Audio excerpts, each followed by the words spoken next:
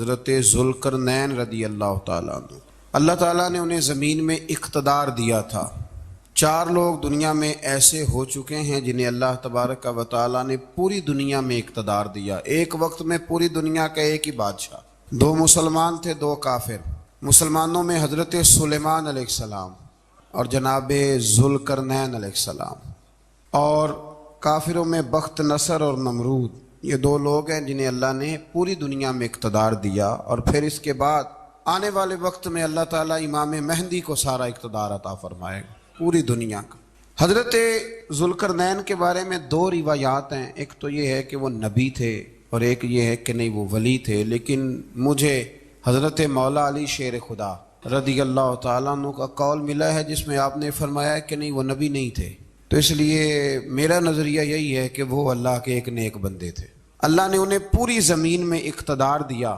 وہ ایک مہم پہ نکلے، ان کا ارادہ بنا کہ میں ذرا دنیا کا چکر لگاؤں، تو انہوں نے سفر شروع کیا کہ میں دیکھوں ذرا سورج غروب کہاں ہوتا ہے۔ تو فرماتے میں پہنچا، بڑا گیا، لیکن میں اس مقام تک پہنچ گیا جہاں سورج غروب ہوتا ہے، تو پھر میں نے دیکھا کہ ایک سیاہ کنواں ہے جس کے اندر جا کے وہ چھپ گیا ہے، لیکن رب کریم کی اس حقیقت تک میں پہنچ سکا نہیں۔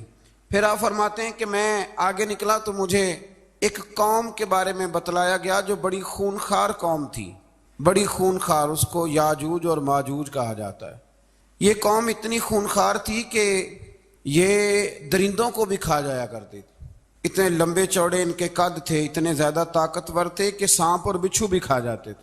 یہ نکلا کرتے تھے سبزے کے دنوں میں تو ساری کھیتیاں اجاڑ جاتے تھے، ہر چیز تباہ کر جاتے تھے، حتیٰ کہ انسانوں تک کو کھا جاتے تھے۔ تو حضرت ذوالقرنین جب وہاں پہنچے، اللہ تبارک و تعالیٰ نے انہیں ان مظلوم لوگوں کا مددگار بنایا جن پر یاجوج اور ماجوج کی قوم ظلم کرتی تھی۔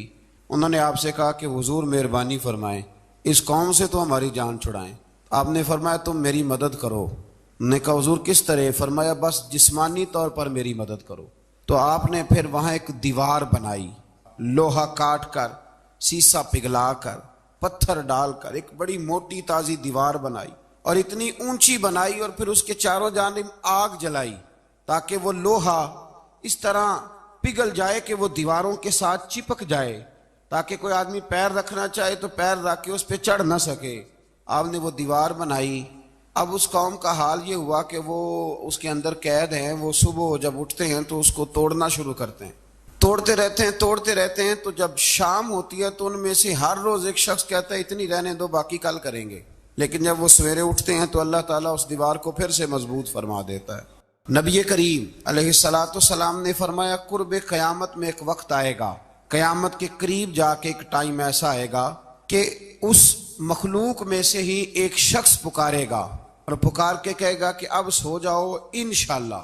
اللہ ان کی زبان پہ جاری کہے گا اب سو جاؤ اور سویرے انشاءاللہ یہیں سے شروع کریں گے۔ تو فرمایا وہ چونکہ انشاءاللہ کہیں گے تو پھر اللہ تبارک و تعالی اگلے دن اس دیوار کو وہیں پہ رکھے گا جہاں رات کو انہوں نے اسے چھوڑا تھا۔ اگلے دن وہ توڑیں گے تو دیوار ساری ٹوٹ جائے گی، اور پھر اللہ تبارک و تعالیٰ کا فضل ہوگا تو مسلمان کی طرف وہ بڑھیں گے، وہ قتل و غارت کریں گے، پھر سے وہی درندگی کریں گے۔ تو پھر حضرت عیسیٰ علیہ السلام ان کے لیے دعا کریں گے، تو دعا کا یہ حال ہوگا کہ ان کے وجود پر کچھ ایسی چیزیں برآمد ہوں گی جن کی وجہ سے وہ مر جائیں گے، ختم کر دیے جائیں گے، قیامت کے قریب جا کے وہ دوبارہ آئیں گے۔ اس کے بعد پھر اللہ تبارک و تعالیٰ نے سورہ کہف کی آخری آیات میں 7 سمندر اور ان جیسے اور بھی آ جائیں، فرمایا 7 سمندر ہوں اور ان جیسے اور بھی آ جائیں اور مل کر وہ روشنائی بن جائیں تو میرے رب کے کلمات ختم ہونے سے پہلے سمندر ختم ہو جائیں گے۔ اور آخری آیت میں اللہ تعالیٰ نے فرمایا کہ اے رسول صلی اللہ تعالی علیہ وسلم آپ کہہ دیجئے کہ میں تمہاری طرح ہی ایک بشر ہوں، انا بشر مثلکم، میں بھی تمہاری طرح ایک۔ اب مثلکم کا بہت سارے لوگوں نے ترجمہ اپنی طرح کا کر لیا ہے، حالانکہ حضور صلی اللہ تعالی علیہ وسلم نے فرمایا کہ بشر ہونے میں تمہاری طرح ہوں، رسول ہونے میں تمہاری طرح نہیں، اللہ کا حبیب ہونے میں تمہاری طرح۔ اور وہ یہ جو میں کہہ رہا ہوں نا نہیں، تو یہ صحیح بخاری کے لفظ ہیں، حضور نے فرمایا ایکم مثلی، کون ہے تم میں جو میری طرح ہو؟ اور تو اپنے رسول کے بارے میں یہ کہے کہ بکریاں چرا رہے تھے تو معاذ اللہ انہیں پتہ ہی نہیں تھا کہ میں نبی بن جاؤں گا، ایسی کوئی بات نہیں۔ اعلیٰ حضرت فرماتے ہیں اللہ اللہ وہ بچپنے کی پھبن، یعنی بچپن میں بھی رنگ ڈھنگ نرالے تھے میرے رسول کے. اللہ اللہ وہ بچپنے کی پھبن، اس خدا بھاتی صورت پہ لاکھوں سلام، اس خدا بھاتی صورت پہ. اور مرحوم اعظم چشتی نے بھی ایک جملہ بڑا خوبصورت کہا، اس نے کہا تیری حیات پاک کا ہر لمحہ پیغمبر لگے. انہوں نے اپنے چچا کو بے جان بتوں کی عبادت سے روکا، عذاب الہی سے ڈرایا. اس نے کہا کہ آپ ہمیں ہمارے خداؤں سے پھیرنا چاہتے ہیں، اس سے رک جائیں ورنہ ہم آپ کو سنسار کر دیں گے. ابراہیم علیہ السلام نے کہا کہ میں آپ کے لیے اپنے رب سے استغفار کرتا رہوں گا، وہ مجھ پر بہت مہربان ہے. تو اللہ تبارک و تعالیٰ نے انہیں اسحاق علیہ السلام بیٹے اور یعقوب علیہ السلام پوتے کی بشارت دی، اور یہ بھی فرمایا کہ یہ دونوں نبی بھی ہوں گے. پھر آیت نمبر 51 سے لے کر 58 تک مختلف انبیاء کا ذکر ہے. اللہ تعالیٰ نے اس میں فرمایا کہ حضرت موسیٰ کو برگزیدہ رسول، نبی اور اللہ کا رازدار کہا گیا، اور حضرت ہارون کی نبوت کا بیان بھی ہوا، اور حضرت اسماعیل کو وعدے کے سچے، نماز اور زکوٰۃ کا حکم دینے والے رسول اور نبی اور اللہ کا پسندیدہ قرار دیا گیا. ادریس علیہ السلام کو صدیق نبی قرار دیتے ہوئے فرمایا کہ ہم نے ان کو بلند جگہ پہ بٹھایا ہے. کہاں ہے ادریس علیہ السلام؟ چوتھے آسمان میں بھی، اور جنت کا قول بھی ہے. دو روایتیں ان کے بارے میں ملتی ہیں. ایک تو یہ ہے کہ وہ حضرت ملک الموت سے ایک دفعہ کہنے لگے تو میرا یار نہیں بن جاتا؟ اللہ ہی بھلا کرے. حضرت اسرائیل کو کہنے لگے دوست بن جو، کہا بن جاتے ہیں. دوستی ہو گئی. فرمانے لگے یار موت کا ذائقہ کیسے چکھاتا ہے؟ کہنے لگا میں آپ کو چکھا دیتا ہوں. آپ کو موت کا ذائقہ چکھایا اور دوبارہ پھر روح ڈال دی، آپ اٹھ کے بیٹھ گئے. کہنے لگے دوزخ تو دکھا، نے وہ بھی دکھا دی. فرمایا جنت تو دکھا، جنت بھی دکھائی. تو کہنے لگا واپس چلیں. فرمانے لگے اب تو نہیں جانا. کیوں؟ فرمایا رب فرماتا ہے ہم فیہا خالدون، جو جنت میں آئے گا یہیں رہے گا. نے کہا جناب وہ تو پہلے موت کا ذائقہ چکھنا ہے، پل صراط جو دوزخ کے اوپر ہے وہاں سے گزرنا ہے. تو آپ فرمانے لگے یہ دونوں کام میں کر چکا ہوں اور تو نہیں کرائے ہیں، لہذا میں آ گیا ہوں تو میں نے یہیں پہ رہنا ہے.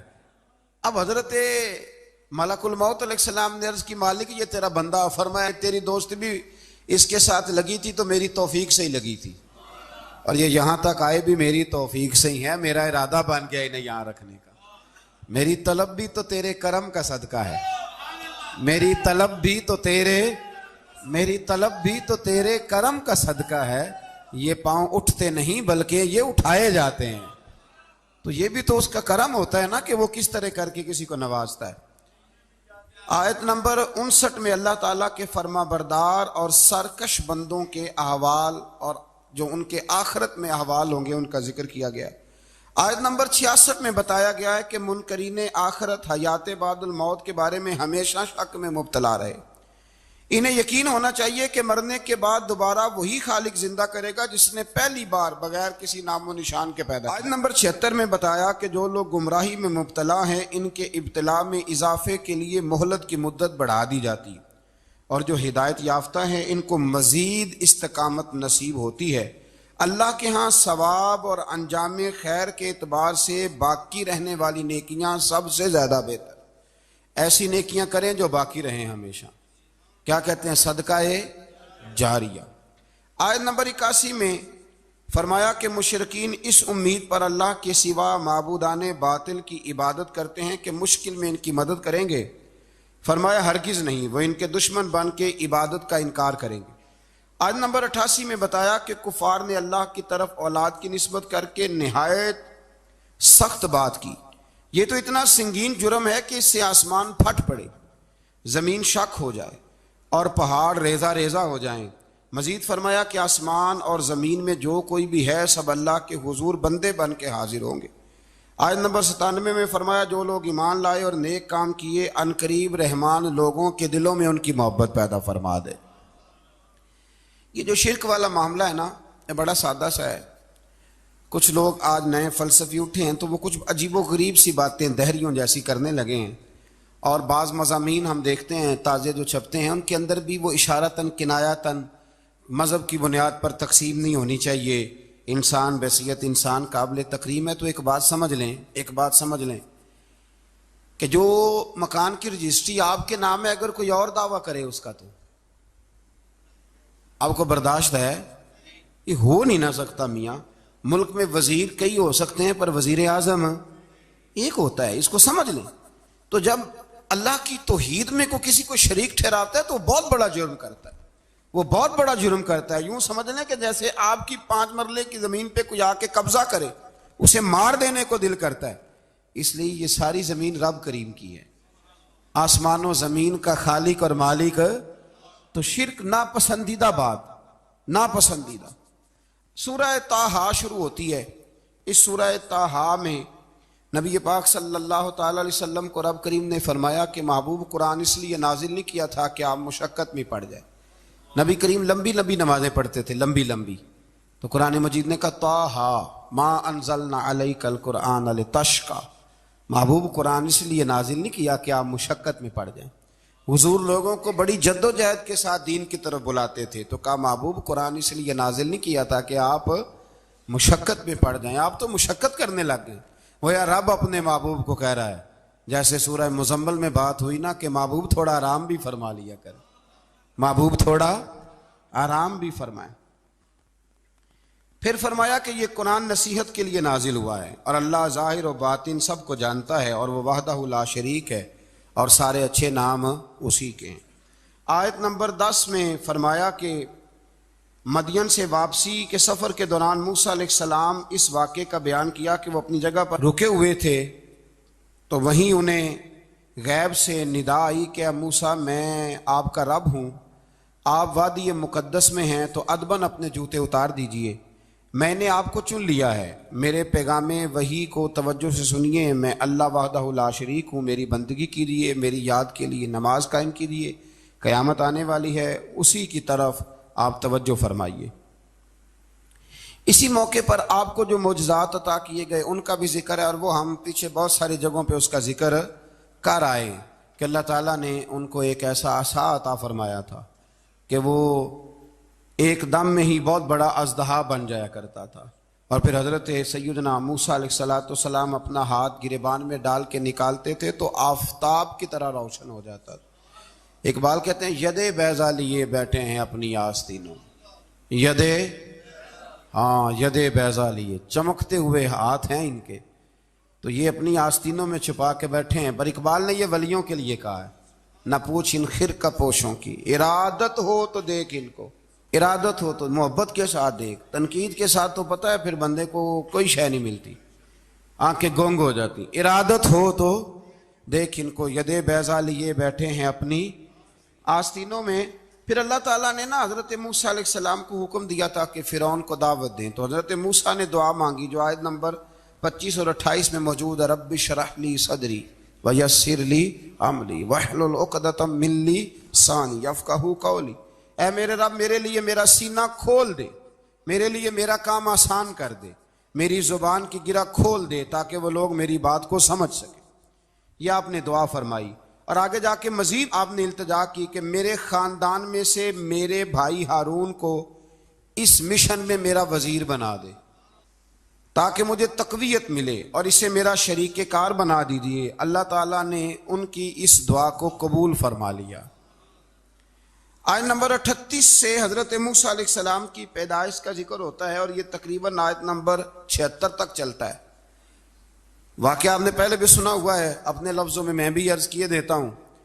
فرعون کو اس نے وہ خواب دیکھ لیا تھا کہ ایک ستارہ اٹھے گا اور پھر وہ گرے گا تو میری ساری سلطنت کو تباہ کر دے گا۔ نجومیوں سے اس نے پوچھ لیا، اس نے کہا کہ ایک بچہ پیدا ہوگا جو تیری سلطنت کو تباہ کرے گا۔ چاہیے تو یہ تھا کہ وہ توبہ کرتا، لیکن اس نے کیا کیا کہ اس نے بچوں کو قتل کرانا شروع کیا۔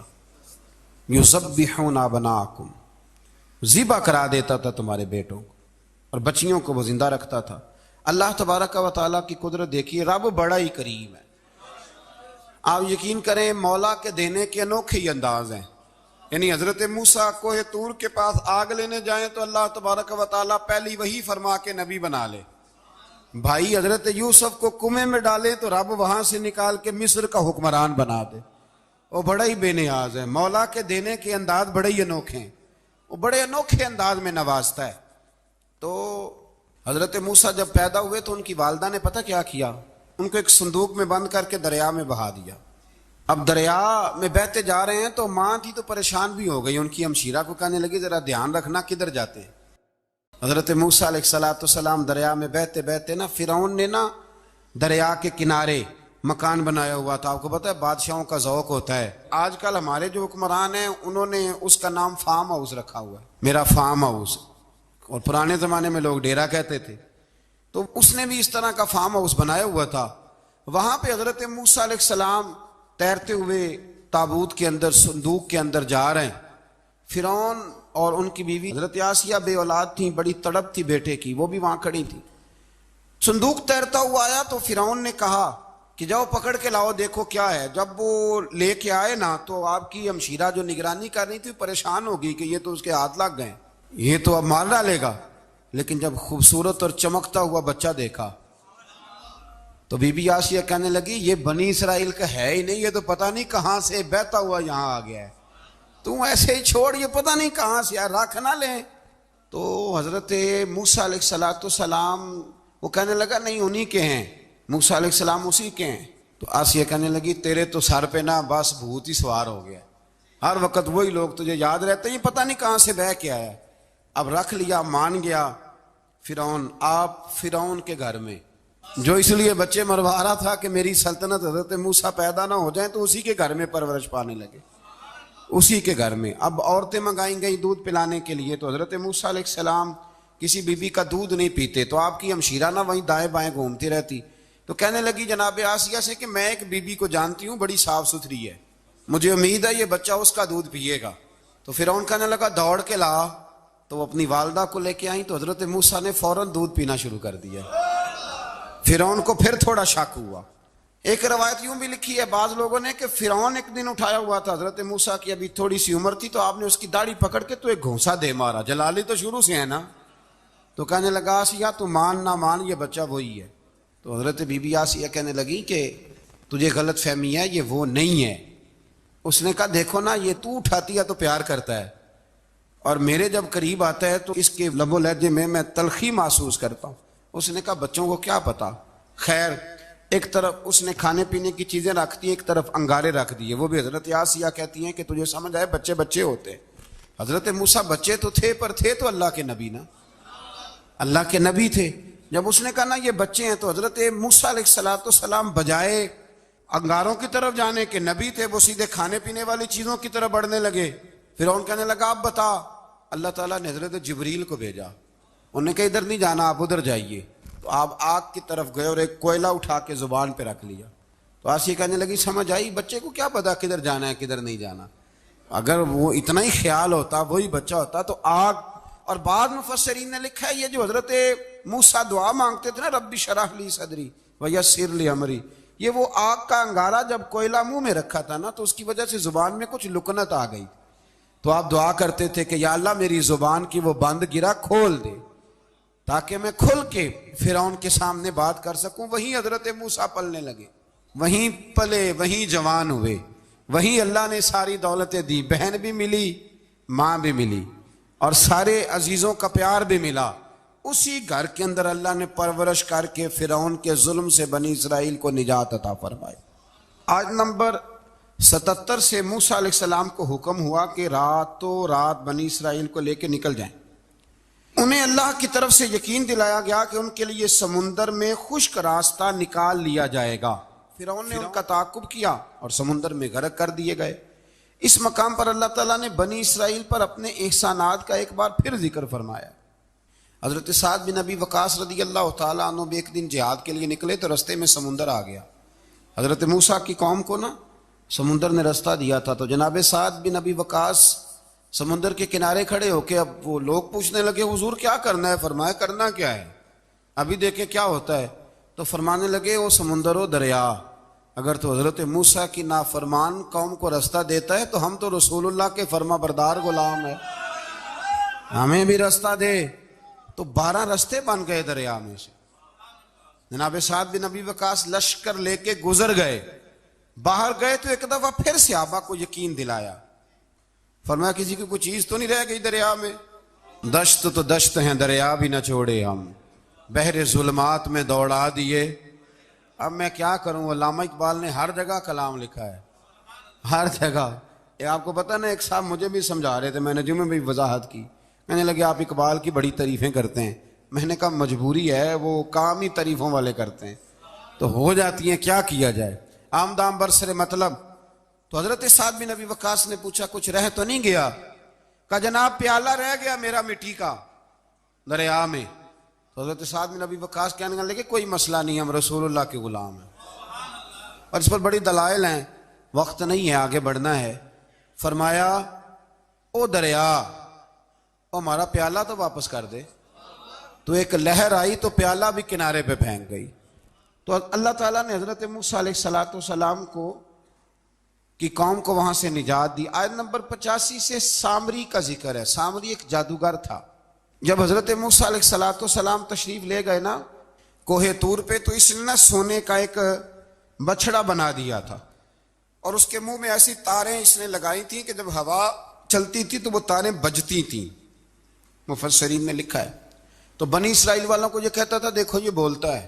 تو بڑے کمزور ایمان کے لوگ تھے، اس طرف متوجہ ہو گئے. حضرت موسیٰ علیہ السلام واپس آئے تو انہوں نے پوچھا کہ یہ ماجرا کیا ہے. تو اس نے کہا کہ میں نے نا حضرت جبریل علیہ السلام کا گھوڑا جب چل رہا تھا تو ان کے پاؤں سے جو مٹی لگ رہی تھی وہ مٹی میں نے تھوڑی اٹھا لی تھی، اور وہ میں نے اس کے منہ میں رکھی ہے، جس کی وجہ سے اس کے منہ سے آواز ہے. وہ مٹی کب اٹھائی تھی وہ بھی لکھا ہے مفسرین نے کہ حضرت موسیٰ علیہ السلام نے جب کہا نا بنی اسرائیل والوں کو کہ گھوڑے ڈالو اندر، حالانکہ رستے بن بھی گئے تھے، پھر بھی کہنے لگے ایسا نہ ہو کہ اندر جائیں تو پانی پھر آ جائے. تو یہ جاتے نہیں تھے، ڈرتے تھے، کمزور ایمان کے لوگ تھے نا. اصل مسئلہ نا اندر کا ہے. آپ یقین کریں یہ بڑی با کمال بات ہے. میں تو اس نتیجے پہ پہنچا ہوں تھوڑی سی زندگی گزار کے کہ یقین اگر مضبوط ہو نا تو انسان کی زندگی کا ہر کٹھن رستہ آسان ہو جاتا ہے. لیکن جن لوگوں کے اندر مسائل بہت زیادہ ہوتے ہیں ان کے لیے بیرونی کوئی کام کرنا بھی بڑا ہی مشکل ہوتا ہے. تو یہ لوگ کہنے لگے کیسے اندر جائیں گے تو پھر نہ پانی مل جائے. تو حضرت جبریل امین آئے گھوڑی پہ بیٹھے ہوئے، انہوں نے آگے آگے گھوڑی دوڑائی. تو آگے گھوڑی دوڑی تو ان کے گھوڑے خود بخود پیچھے دوڑ پڑے. حضرت سیدنا جبریل کی گھوڑی جہاں پیر رکھتی تھی وہاں سے سبزہ اگتا تھا. سامری جادوگر تھا، حیرت انگیز چیزوں کو جمع کر لیتا تھا. اس نے وہ جمع کر کے رکھ لی اور بچڑا بنا دیا. تو حضرت موسیٰ علیہ السلام نے جب اس سے پوچھا تو اس نے یہ بات بتائی اور کہنے لگا یہ تدبیر مجھے میرے نفس نے سجائی تھی. حضرت موسیٰ نے اس سے کہا تو یہاں سے چلا جا، زندگی میں تیرے لیے وحشت کی سزا ہے اور تیری سزا کا وقت آخرت میں مقرر ہے. وحشت کا بھی عذاب ہوتا ہے کچھ لوگوں کو وحشت کا عذاب یہ ہوتا ہے، یعنی انسان ہر وقت خوف زدہ رہے. آیات بتاتی ہیں کہ اس پر کون سا عذاب ہے، اس پر ایک وحشت طاری رہے. اللہ سے دعا مانگیں اللہ تبارک و تعالی ان ساری آزمائشوں سے ہمیں محفوظ فرمائے. اسی تسلسل میں پھر قیامت اور سور پھونکے جانے کا ذکر ہے. آیت نمبر 105 سے فرمایا کہ لوگ آپ سے پہاڑوں کے متعلق سوال کرتے ہیں، آپ ان سے کہہ دیجئے میرا رب انہیں ریزہ ریزہ کر دے گا اور پوری زمین ہموار میدان کی طرح ہو جائے گی.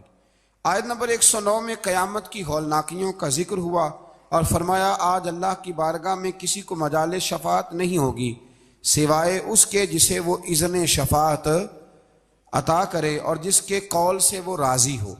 آیت نمبر 110 سے اکڑی گردنوں کے حی و قیوم کے سامنے جھکنے، ظالموں کے نامراد ہونے اور مومنین صالحین کے کامیاب ہونے کا ذکر ہے. آیت نمبر 114 میں علم میں اضافے کی تعلیم کے لیے دعا ارشاد فرمائی گئی ہے جو بڑی معروف ہے، رب زدنی علما. آیت نمبر 115 سے اس بات کا ذکر ہے کہ آدم علیہ السلام جو جنت میں درخت کے قریب چلے گئے تو یہ ان کی بھول اور اجتہادی خطا تھی. اللہ نے خود وضاحت فرما دی اور انہوں نے قصداً اللہ کے حکم کی نافرمانی نہیں کی. آدم علیہ السلام کو جنت میں داخل کر کے بتایا کہ یہاں نہ بھوک لاحق ہوگی، نہ بے لباسی ہوگی، نہ پیاس لگے گی، نہ ہی دھوپ کی تپش محسوس ہوگی، اور یہ کہ آپ اپنے دشمن شیطان کی چالوں سے بچے رہیں گے.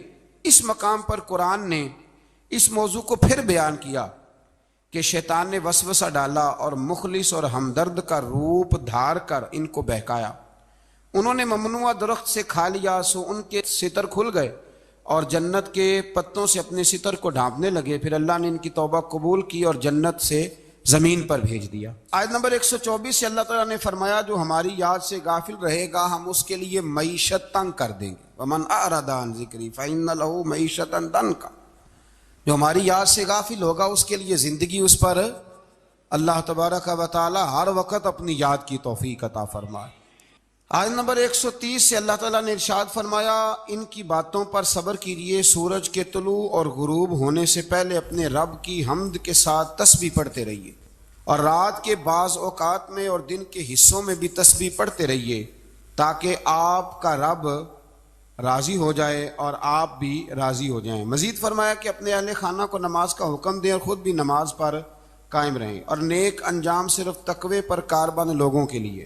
لوگ کیا کہیں گے؟ لوگوں کے لیے الزام لگانا، پروپیگنڈا کرنا بڑا ہی آسان کام ہے۔ دو ہی تو کام دنیا میں آسان ہے، ایک بدگمانی کرنا اور ایک غیبت کرنا، اور اتنا مزیدار کام ہے کہ آپ ساری دیہڑی کرائیں، کوئی بندہ تھکنے کو تیار معاذ اللہ ثم معاذ اللہ سارا دن۔ اور اگر آپ کہیں کہ اللہ کا ذکر کرو، تسبیح لے لو، صرف 500 دفعہ درود شریف پڑھ لو، تو پھر کیا بنے گا؟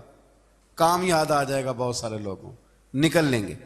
کبھی کبھی کچھ چیزیں بڑی یاد رہ جاتی ہیں۔ ایک شاعر نے ایک شعر کہا تھا، میری تھوڑی سی شعری ذوق ہے تو مجھے دلچسپی ہے، رہ جاتی ہیں کچھ باتیں ذہن میں۔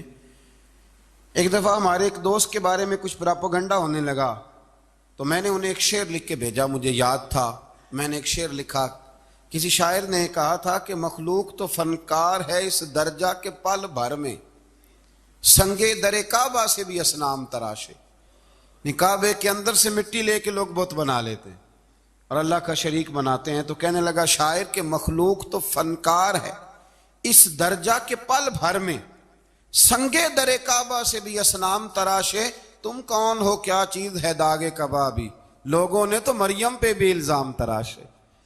لوگ تو منٹ لگاتے ہیں، وہ جو رہی مسجد میں، پلی مسجد میں، لوگوں نے الزام لگانے کا وقت آیا تو الزام لگا دیا، سید عائشہ صدیقہ پہ لگا دیا، صدیق کی بیٹی اور صدیقہ۔ آپ سوچ سکتے ہیں کہ لوگ کہاں تک جاتے ہیں اور باتیں کہاں تک پہنچتی ہیں۔